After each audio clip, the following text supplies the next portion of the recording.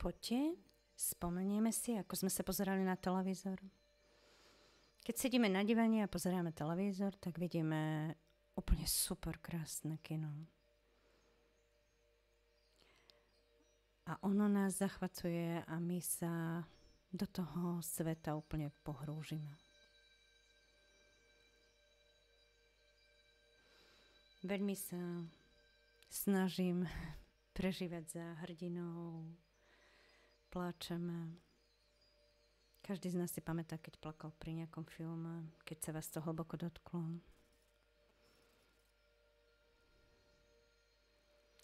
A v tento moment my nevidíme, že to je obyčajný ploský televízor. My vidíme hrdinov ich očami, ktorými pozorujeme. A keď idú titulky, tak sa ukazuje, že je to obyčajný ploský televízor. Že sme nežili životmi tých hrdinov, za ktorými my pozeráme. To isté prechádza aj v našom vedomí. Celý vesmír, ktorý my vidíme, to je celý svet, celú realitu, ona je tiež takým istým princípom ustrojená. To je veľký projektor, veľký televízor, ktorý je nalepený na váš ksichtík.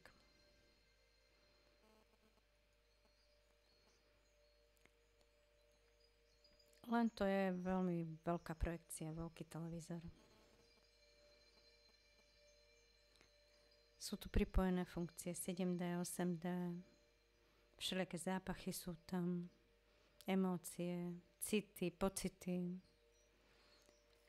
A vy stále pozeráte do tohto televízoru, do tejto reálnosti, ktorú sledujete. A to je už tak urobené, lebo to je samotný princíp. Vždy je ten, kto pozoruje. Je ten, kto pozerá do televízora. A vy pozorujete svoj reálny svet. Vy nevidíte tento svet dokonca.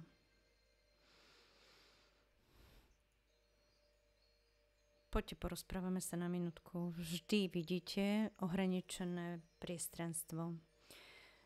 Pozrite sa na ulicu, tam tiež vidíte len určitý okruh v priestranstve, nejaké ohraničené priestranstvo. Poďte na aute a tiež vidíte nejaké ohraničené priestranstvo. Pozrite sa v izbe, v ktorej sedíte, alebo v miestnosti a tiež vidíte ohraničené priestranstvo. Vy nikdy nevidíte to, čo máte za chrbátom.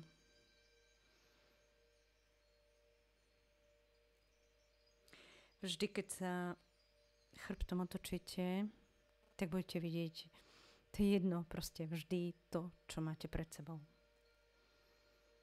No pozrite sa do zrkadla, ale aj zrkadlo máte pred sebou, pred očami. U nás nič neexistuje, existuje to iba 180 uhlovom stupne. Vzadu nič neexistuje. Ďalších 180 stupňov nevidíte. Všetky tieto veci sú dokázané kvantovou mechanikou, ale tomu sa teraz nebudeme venovať. My sa nachádzame v realite, ktorá neexistuje.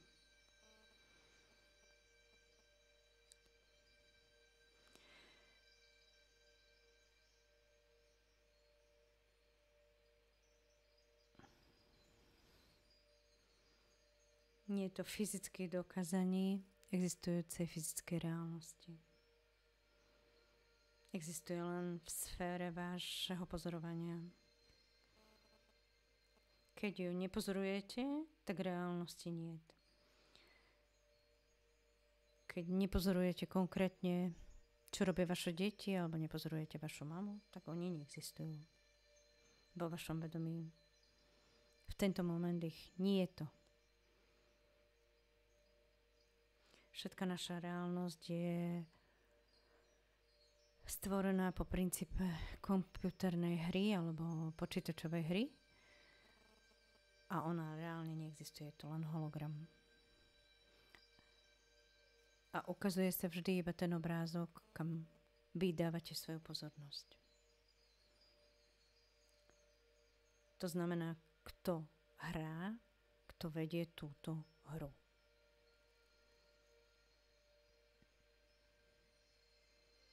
Neexistuje reálnosť, ktorá by bola mimo sféry vášho pozorovania.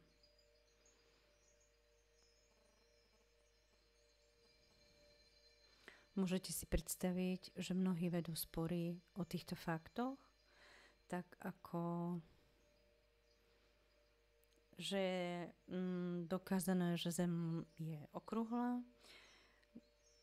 alebo že je plochá a fyzici už dokázali, že Zem je vlastne plochá. No ale niekto rozpráva, že je elipsového tvaru, alebo už hocičo.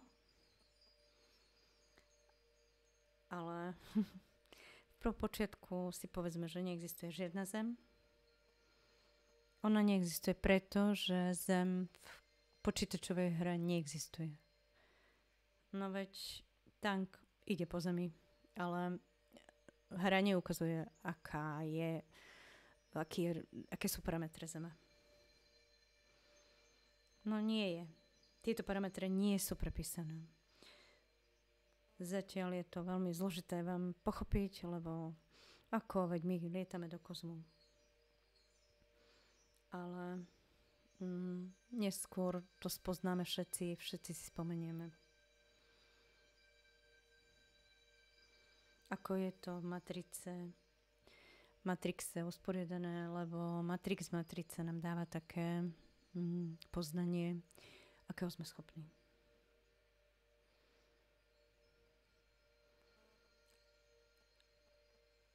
To, čo my nazývame realitu, to my nazývame vlastne matricou. Všetká matrica, všetká reálnosť je zostrojená v číselnom princípe, v číselnom rade, v číslach. V našom ponímaní vo Fibonacciho rade čísel. A Fibonacciho rad tiež je vlastne číselným radom, ktorý vlastne je alebo odpovedá životu.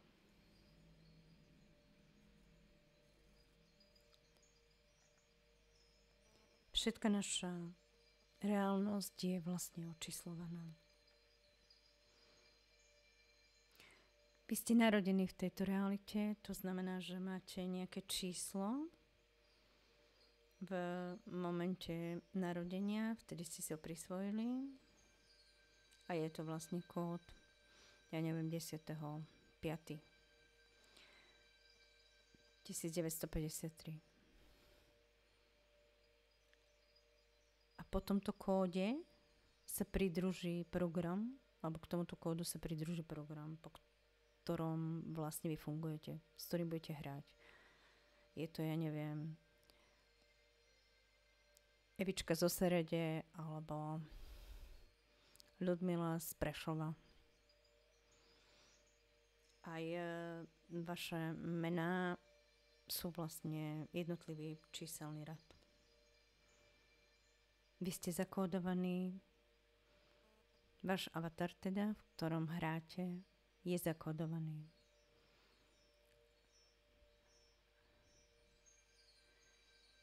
A existujú horoskopy, numerológovia, ktorí môžu vlastne tento kód bázovo rozkodovať.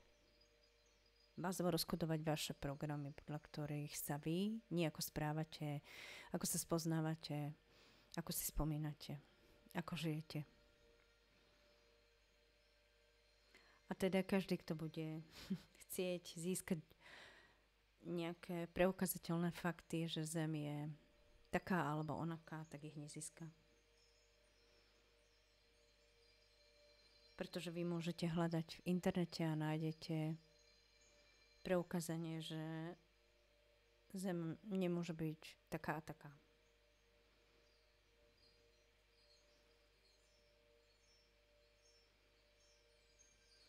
a potom naopak môže byť inakšia. A všetky tieto znalosti sú vlastne vymyslené matrixom, respektíve vami, pretože vy vidíte vašu realitu.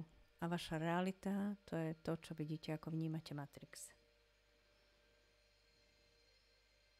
Všetci ľudia, všetky veci, všetky udalosti, ktoré vy vidíte, vám prináležia tomu, kto hraje túto hru, kto sa nachádza v tejto hre.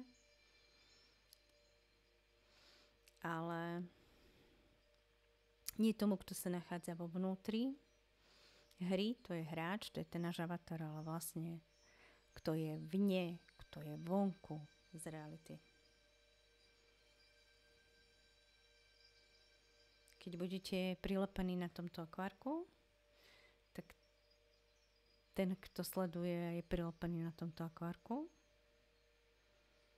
tak ten je absolútny. To je ten, kto je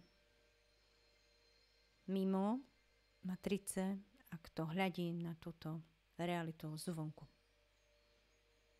Za predelami matrixu. Ten, kto sa nenachodí alebo nenachádza v danej realite.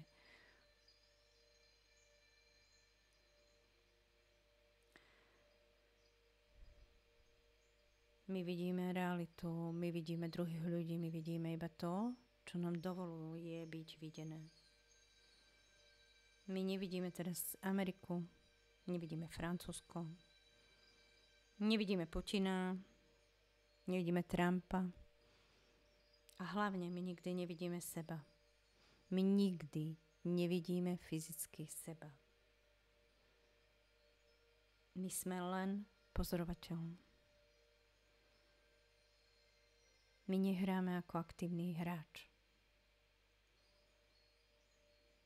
My máme avatar,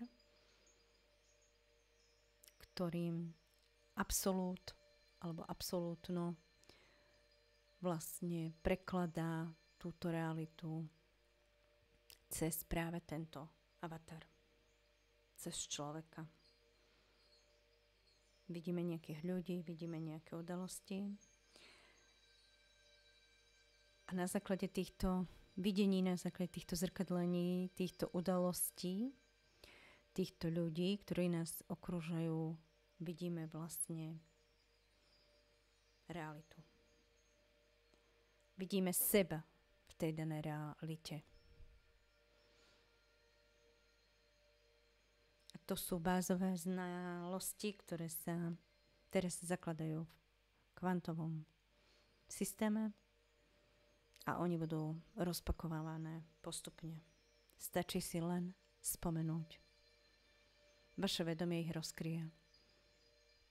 Takže aj keď teraz sa vám zdá, že je to niečo neadekvátne, všetko je v poriadku a to, že ste tu, je všetko tak, ako má byť.